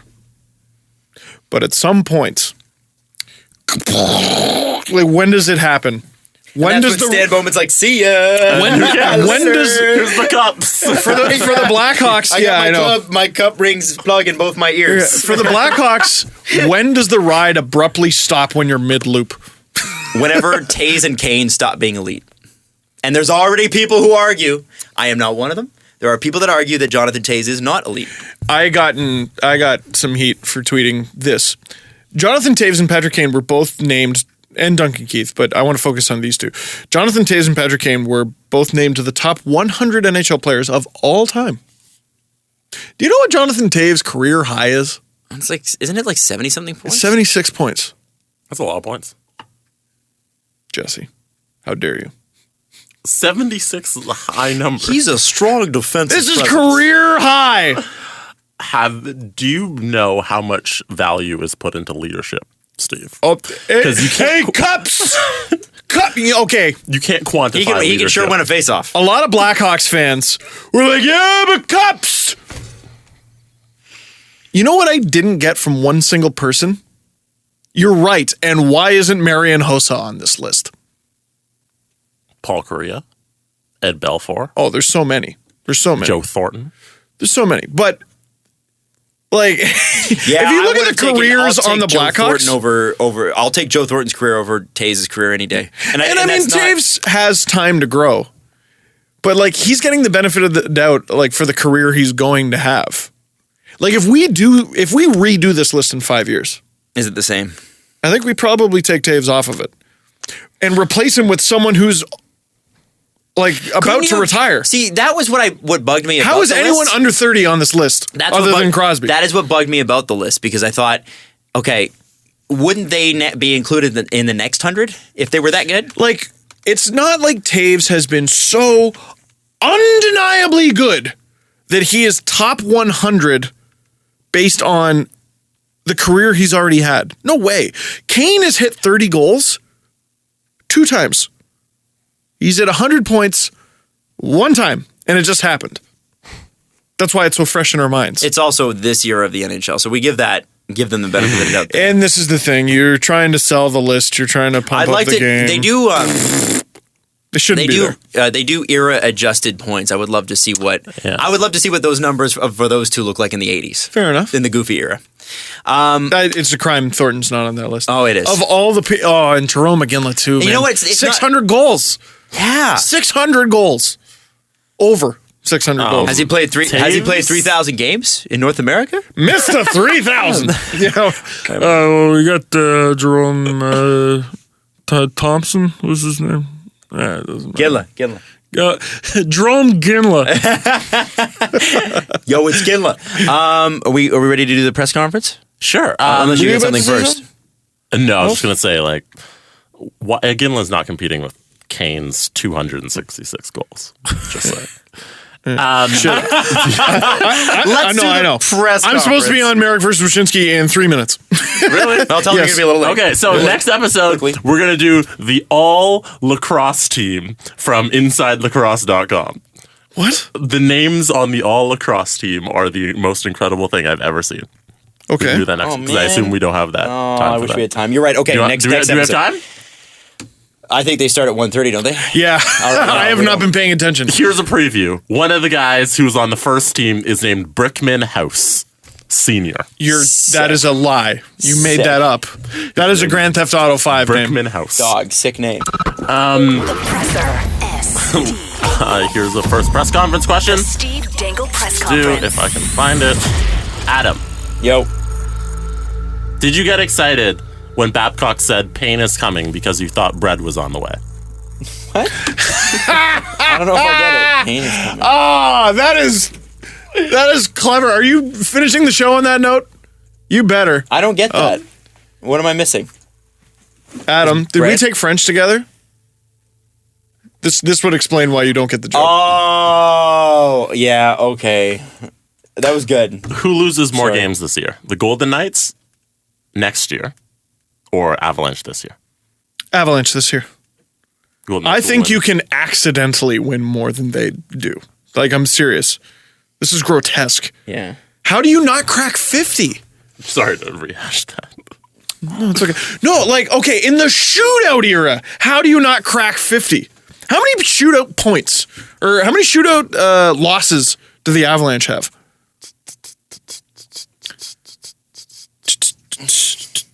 Do-do, do-do, do-do, do-do, do-do, do-do, do-do. 2. Oh, okay. That's it. How do you only have 2 shootout points? You suck. They're so bad. Yeah, no, Wait, they only have 2? 2 shootout losses, yeah. which means they're losing wait, maybe all that's- these games in regulation Yeah, 2 shootout losses, yeah. or overtime. Or I guess no, that would go in the Unless they won a OTL. shootout. Oh, yeah. Anyway, Nah. Oi. doesn't matter. They suck. Anyways. They suck. Golden Knights will be better, although I'm not sure by how much. How bad the officiating has been this year, should the NHL impose fines and suspensions for missed calls or poorly officiated games? Look, I'm not. I feel bad. I think there should be some kind of repercussions. Supposedly there are. I don't remember where I heard this are from. there and we just don't know them? Yeah, so basically, like they can take playoff games away from you. That's for example. I just want to see them learn in the summer and be better. Like, is that too much to ask? Who's the... The officials officials. in the NHL. Yeah. Yeah, I agree. I don't know. It's a hard gig, man. Yeah. It's a hard gig, but man, they're human. also. Can we upgrade them to like a screen for reviews that's at least 20 inches? Yeah, really? Yeah. I think the iPad is not big enough. They need the mega pad. The mega iPad. Isn't there like a bigger isn't there like a huge mega iPad that they have? Yeah, television. Cool, man. Last question. Who wins the Super Bowl on Sunday? Falcons, I hope. Which means they won't, but whatever. Patriots, because Patriots fans can death tweet me. Final score? Final score is going to be 30-24 New England. And I'm, by the way, cheering for the Falcons. Not because I hate anybody in the Patriots. Not because of what we said about Tom Brady last episode. I just don't want to see them win because they cheat. Well, well, yeah, they cheat. Tom Brady. Also, why would you cheer for Goliath? Yeah, exactly. Also, stupid. hey, you want to talk about Goliath? Here's a fun fact, Jesse. How much does the quarterback for the Atlanta Falcons make? Don't look it up. Oh, I thought you How wanted much to does know. he make? couldn't How much tell does you he that. make? How much does he make? His name is $8 million. McBall. 8 million? $8 million. Steve? 13 million. 13 million. Okay, his name's Matt Ryan. Yes. He's the only player in the NFL. Firsty. Only player in the NFL who makes more than Roger Goodell. a what? Roger Goodell makes $34 million a year. That's so stupid, by the way. Batman makes 8. Matt Ryan makes 35. Is he really good? Well, they're in the Super Bowl. Yeah. Point taken. He makes $35 million. Shit. He's got a good agent. I want his agent. Yes. Fuck. I want his agent. Wow. Final score, I have a bunch of chicken wings and bad food. Cool. Nice. That's it. We'll be back next week. Tuesday. Love Pain you. is bread. Is the joke. I'm sort of absorbing that now. Follow the guys on Twitter at Steve_Dangle, at Adam WYLDE, and at Jesse Blake. The Steve Dangle Podcast. Brought to you by Panago Pizza. Order at panago.com and stuff your face with deliciousness.